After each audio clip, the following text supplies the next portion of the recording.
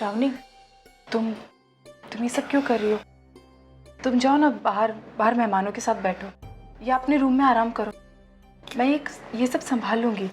हाँ, लेकिन कोई गैर औरत घर की रसोई में काम करे और घर की बहू आराम करे, ये भी तो अच्छा नहीं लगता ना। और शायद तुम ये भूल रही हो कि इस रसोई पर कहीं ज्यादा हक मेरा है। यहाँ पे कोई किसी का हक नहीं छीन रहा श्रावणी। अर्चना जो कह रही है सिर्फ तुम्हारे लिए कह रही है। और जहाँ तक रसोई में काम करने का सवाल है, तुम्हें जो काम करना है, जितना काम करना है, 1 महीने बाद करना है। जब अर्चना यहाँ से चली जाएगी, वो जाके आराम करो। जाओ।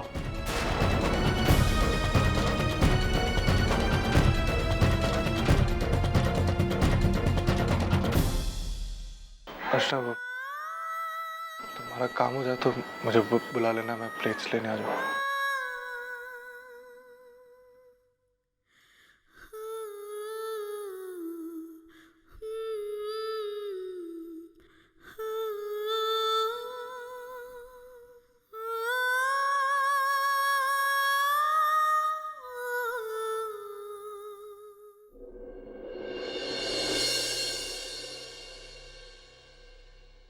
अरे वंदु, तू ये सब छोड़, तू जा और आई बाबा के साथ बैठ। शादी के बाद पहली बार आई, चल जा। वहिनी, मैं ठीक हूँ और मुझे आपकी मदद करना बहुत अच्छा लगता है। प्लीज मुझे मत रोकिए। चल ठीक।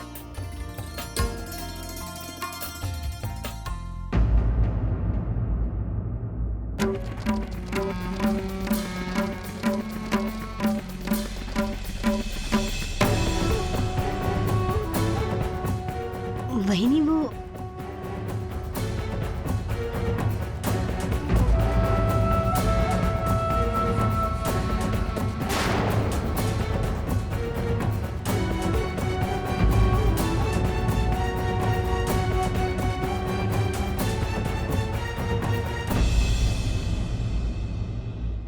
वंदु मुझे बता। वंदु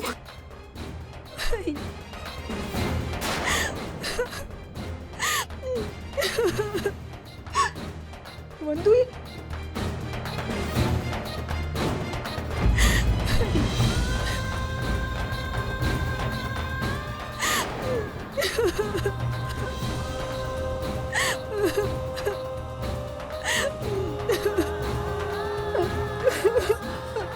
सब ठीक हो जाए।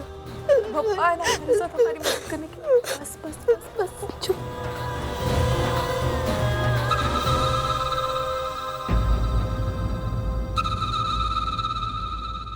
अरे वाह, बड़ा प्यार उमड़ रहा है वहनी और ननंद के बीच।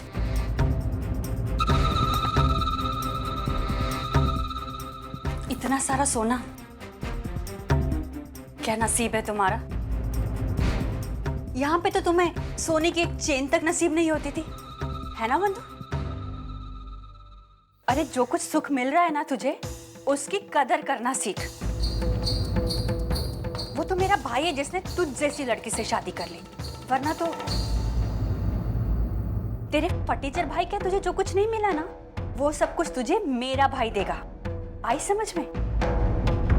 उसने तुझे नौकरानी की हैसियत से उठाकर महारानी की हैसियत पर लाकर बिठा दिया है, और तू है कि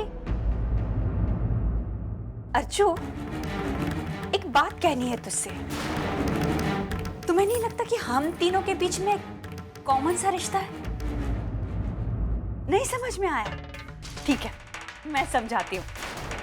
देख, तू मेरी ननंद है, वंदु तेरी ननंद है, और मैं वंदिता की ननंद। वो कहते हैं ना, जिंदगी एक सर्कल में चलती है। हम तीनों के साथ कुछ वैसा ही हुआ है।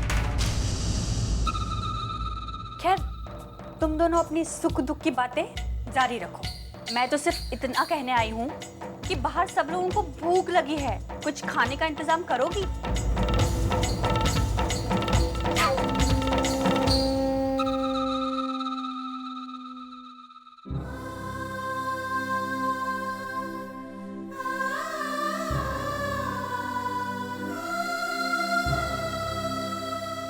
आपने तो हमारी सीधी सादी बंधु को सजा धजा कर लक्ष्मी बना दिया। बस ऐसा ही ख्याल रखिएगा हमारी बंधु का। विश्वास राव, अब बिल्कुल चिंता मत कीजिए, मैं बंधु का अच्छी तरह से ख्याल रखूंगी। और रही सजने संवरने की बात, वो तो उसका हक है। लोखंडे खानदान की बहू है वो। बहू होने के नाते आप बंधु के लिए इतना कुछ कर रहे हैं, लेकिन बेटी होने के नाते हम भी बंधु के लिए कुछ करना चाहते हैं। जितना हमसे बन पड़े उतना हम जरूर देंगे। विश्वास राव, अब कैसी बातें कर रहे हैं आप? हम तो दहेज के बिल्कुल खिलाफ है, हमें कुछ नहीं चाहिए। नहीं रसिका देवी, हम जो कुछ दे रहे हैं वो दहेज के तौर पर नहीं, मतलब प्यार से दे रहे हैं। हाँ, हम मानते हैं आप जितनी हैसियत हम लोगों की कहां, और ना ही हम आप लोगों की बराबरी कर सकते हैं, लेकिन हर माँ बाप अपनी बेटी के लिए कुछ ना कुछ जोड़ कर रखते हैं। मैं पैसे के लिए नहीं कह रहा हूं, एक सपना जोड़ के रखते हैं। बस वही सपना हम बंधु को देना चाहते हैं। लेकिन विश्वास राव, आई तो अपने जिद छोड़ना अभी। काका हम सबसे बहुत बड़े हैं, इनकी बात का हमें सम्मान करना चाहिए। और अगर वो खुद अपनी बेटी को कुछ देना चाहते हैं तो तू क्यों मना कर रही है?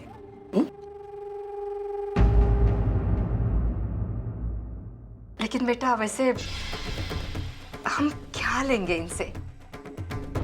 जो कुछ होगा वो हमारे हैसियत के मुताबिक तो नहीं होगा, और इन लोगों की तरफ से जो आएगा वो तो हमारे स्टेटस को सूट ही नहीं करेगा, तो बंधु से पहनेगी नहीं।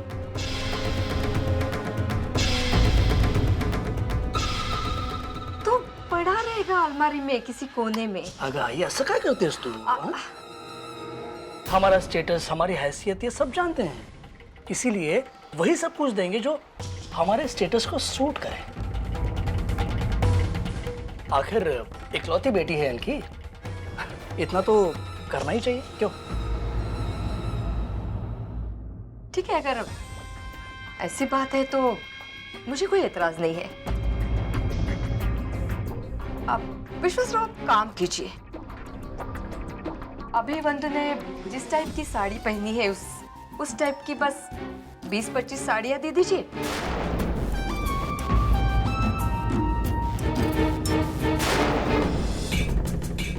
और जितना सोना पहना है उतना सोना, बाकी हमें कुछ नहीं चाहिए।